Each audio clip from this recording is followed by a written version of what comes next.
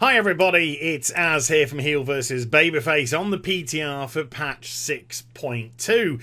Now, a couple of days back, Blizzard decided to do their first raid boss testing of the new raid which is going to come out, Hellfire Citadel, and it was the Iron Reaver. Now, I managed to jump into a pug group, so this is not a guild group, it's not a cohesive group. We weren't together on TeamSpeak or anything like that, and this voiceover is actually being done before I edit the footage. You're going to see a lot of death.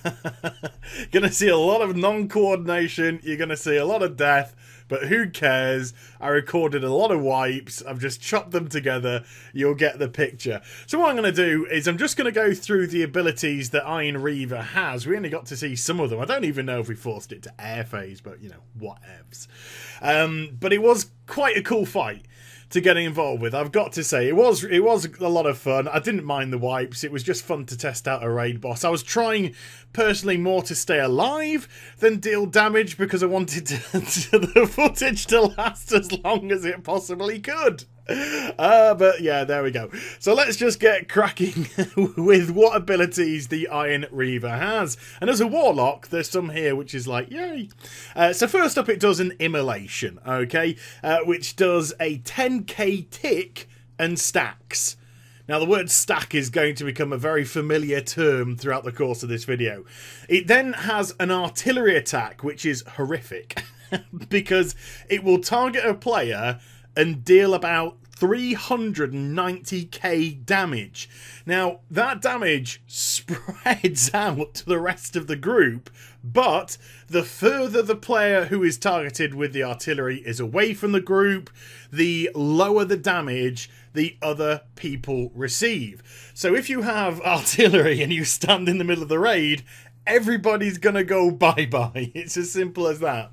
So if you're the tank and you get artillery, the other tank's got a taunt, and you have got to run. And I mean run like the wind.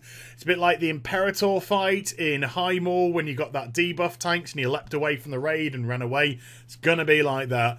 Get the hell out of dodge. And if he targets range players, because I think in one of the wipes I got targeted because so many people were dead, it's just like game over, folks.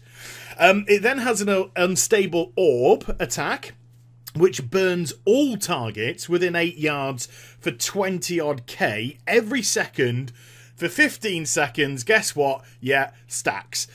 So healers, you've really got to be on the metal for this fight, because there's going to be so many stacking debuffs on people. Yeah, some you'll be able to dispel, some you probably won't and just have to heal through. He'll then do, or she'll, because this is actually a she, she'll then do a barrage attack where it sort of psychs up and points in a direction and then blasts out a frontal cone, dealing 445k damage, and it will affect everybody within a 5-yard radius of the impact. And because it's a cone, even if you're just on the edge of the cone, if you're within 5 yards of it, boom, you're still going to get hit as well. Likelihood is it will one-shot you. If it doesn't one-shot you, you're going to be in critical health. It's as simple as that. Now, it was bugged rather nastily on the PTR. Sometimes she fired the cone in the direction she was pointing. Other times she would point in one direction and the freaking cone would fly out her asshole. And it would kill people who were quite rightly thinking they were safe.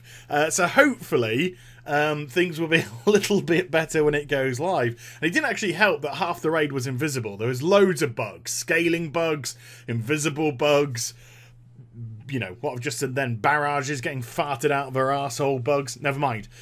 She'll then go XT, Lil XT on everyone.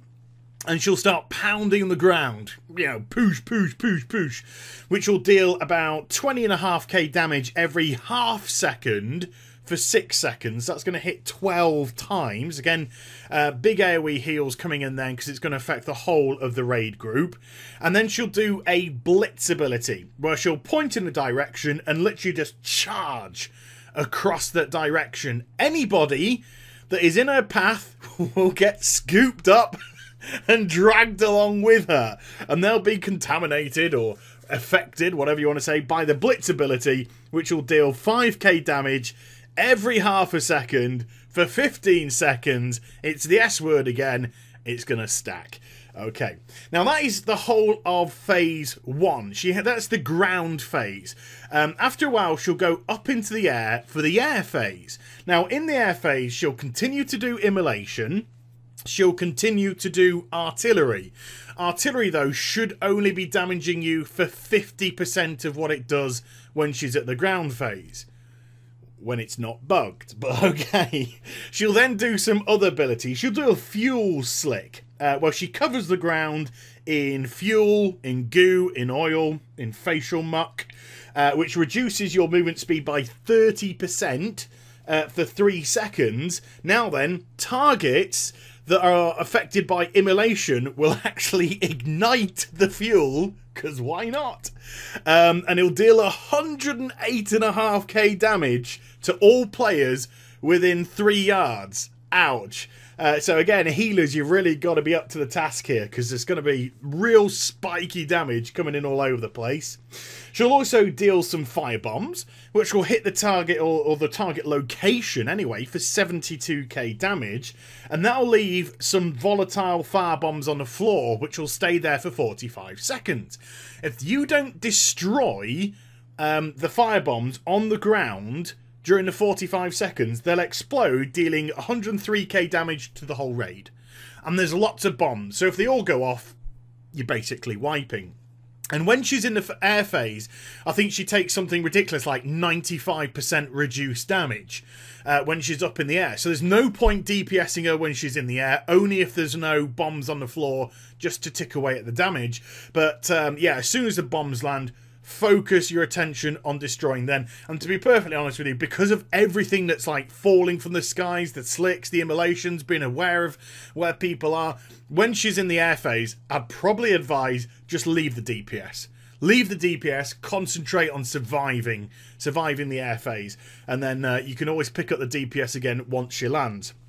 And then finally, she has a falling slam ability when she comes back into land, where she'll leap at a targeted location, dealing 75k to all players, full stop. Again, big spiky damage coming in there for your healers. And 1.8 million damage to all targets within 30 yards. Now, I'm hoping or imagining that's a spread, 1.8 million damage, spread around the whole raid, because I don't know if it's going to be very difficult to make sure that you are 30 yards away from her, unless it's really obvious where she's going to land, and therefore you've got plenty of time to move a 30-yard radius away from her. Otherwise, it might be one of those instances where you have to stack to cram as many people as possible to spread the damage. But we'll see. We never got to the air phase for a start, so she never landed, so we never got to test that out. I'm sure if you did some raid testing on the Iron Reaver, just post in the comments down below. But there you go, Iron Reaver. It was a cool little first fight. I hope you enjoyed it. It was fun to see me die so many times, wasn't it? But I hope you enjoyed the vid, and if you did, please do give it a thumbs up and also subscribe to my channel. Follow me on social media and Twitch for live streaming. Those links are in the description down below. And I'll be back with some more stuff very soon. So you take care, everybody. Bye-bye.